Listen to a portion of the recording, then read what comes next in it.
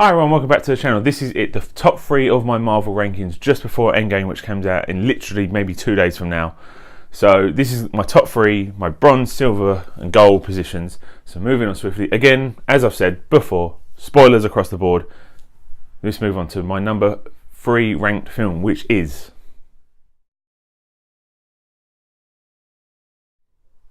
So moving on to my number 3 ranked film, which is going to be Thor Ragnarok. The third of the 4 movies, and by far the best solo film that I think the MCU has done in terms of not a massive team-up film.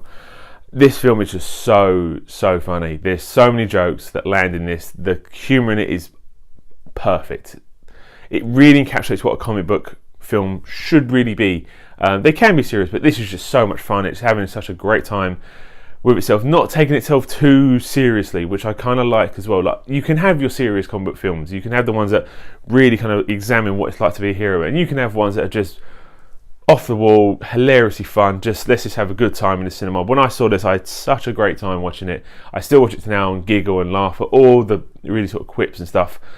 Again, Thor's character in this is perfect. They've changed it slightly, because in the kind of adaptation we had before in the 2 Avengers films and the 2 original Thor movies, he's very serious, and he does have a few quips and has a few jokes here and there, but he's not flat out funny in this, where it's just so much fun. And he's bantering back and forth with the Hulk is great, because those two can physically match each other. Like, he really respects the Hulk because he can physically beat him, but he knows he can beat him as well. And I love the back and forth, because the Hulk's really grown as well. Like, he's been the Hulk for the last 2 years since he's been stuck on the Grand Master's planet on Sakaar, and he's learned to speak.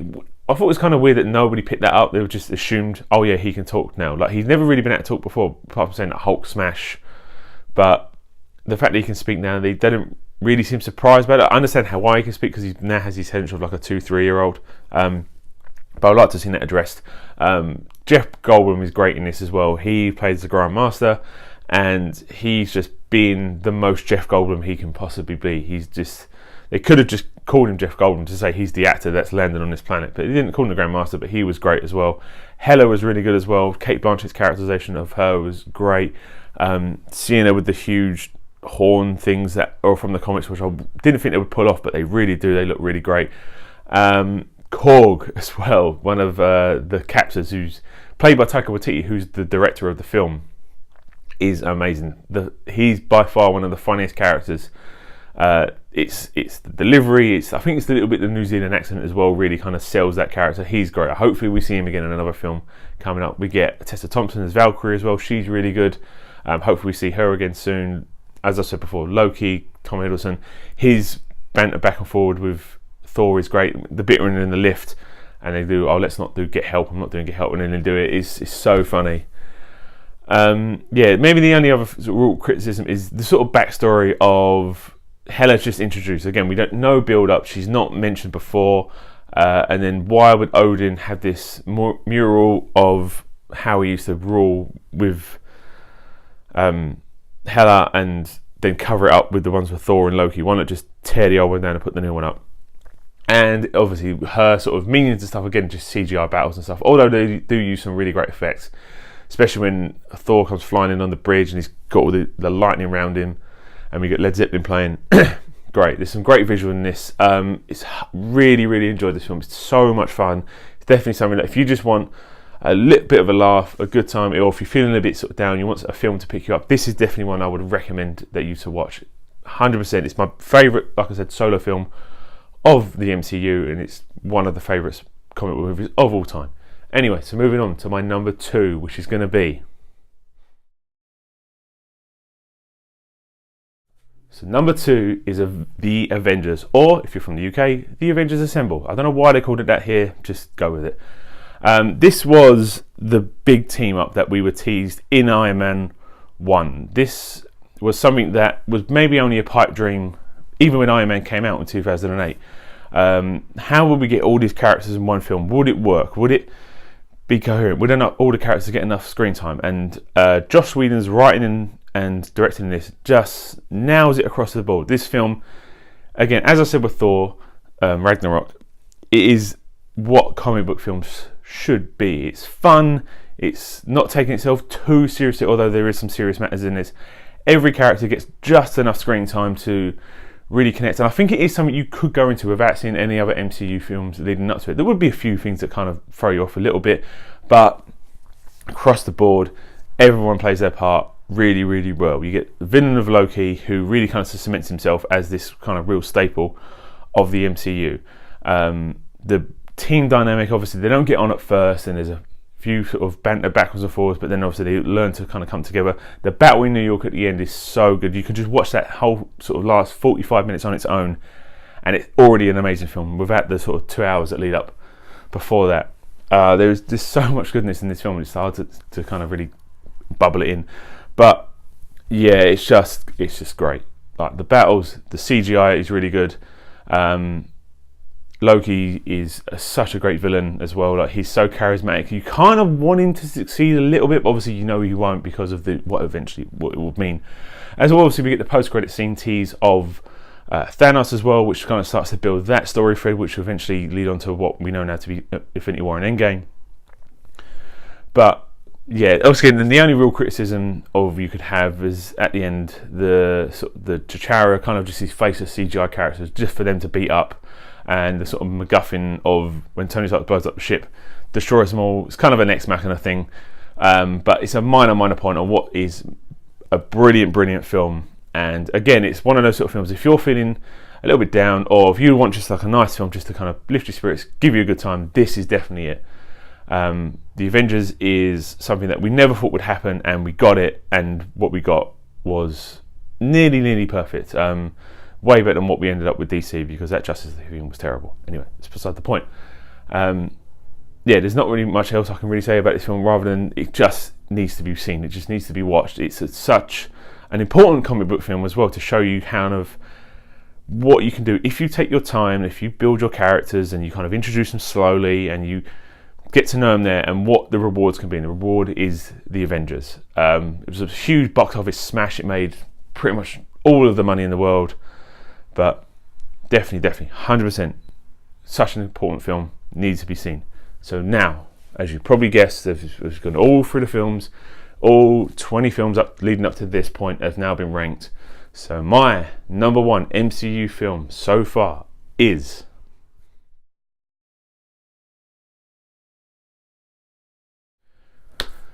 number one is Avengers Infinity War. As I said, the culmination of all 20 films leading up to this point. This was just mind-blowing. There was so much hype for this film. There's so much of a building up to this.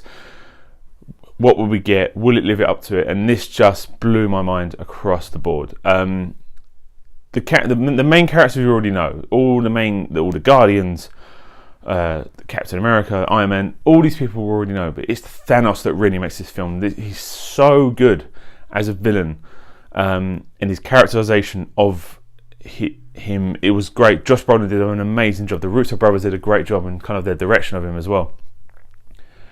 And as I said in my original review for this film, it's his motivations, where like he's not trying to rule the world. He's not trying to just gain ultimate power. He's trying to cleanse the universe. He's trying to save it from his point of view. Like, in his version of his story, he is the hero.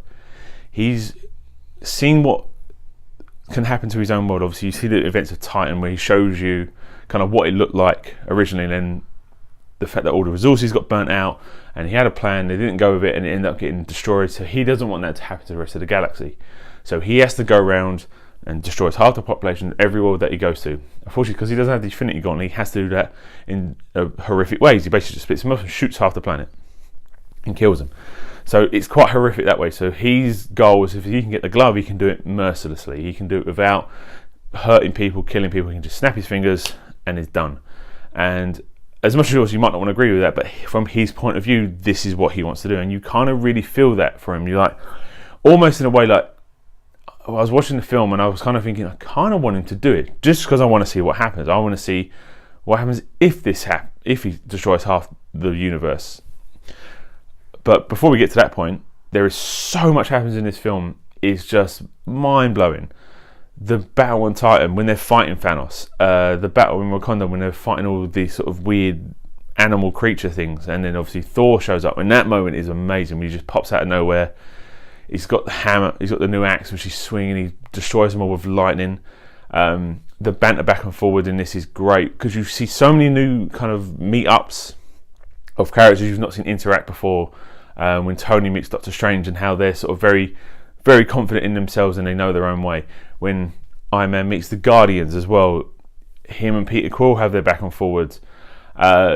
It's when Thor kind of interacts with Groot and the rest of the Guardians for the first time, and the fact they call him a space pirate and all this sort of great banter. And it's these team ups that when we saw these films we thought, oh, wonder we would ever see these characters together and what would it be like, and we got it and it was amazing. And by far, as you can probably tell by the ranking, this is my favourite MCU film so far. Hopefully Endgame can get close to this. If it can surpass it, I'll do a new video and it'll be number one. But it's going to be tough for it to surpass this film. But this is amazing. Again, this is long-term storytelling at its finest. The fact they've built this up for 10 years to when this came out, from when Iron Man came out, that they've just introduced slowly. And as you've seen from the rankings, it's not all been perfect. There have been some films that haven't quite hit their mark, but they've kept going, kept persevering. And then the reward of this is more than enough to justify the way they've done this story. And so many studios have now tried to copy Marvel, trying to build a universe to get to this point. But they're trying to rush it, just as you tried it. The Universal tried it with a Mummy and that failed at one attempt. And Fast and Furious are trying to do it now with the Rock and Jason Statham's film. But this is how you do it, because Marvel, when they started this, they didn't just think this is our end point. I'm sure there was a sort of overarching plan, but it was very much, we tell one story at a time. We tell this story and then we tell this story, and then like I said, it's not been perfect along the way, but for it to end like this and to get this film out of it, 100% was worth the wait. And hopefully Endgame can live up to what Infinity War has done, because this is by far my favourite, probably my favourite comic book film of all time, and that's saying something because I've seen a lot of them. Anyway, thank you very much for watching not only this video but all my other videos in this list. Endgame is 2 days away now, so really looking forward to it. I will get you a review for that the minute I see it. I will have it out. I will do no spoilers on that one, don't worry. But thanks very much for watching. I will see you next time.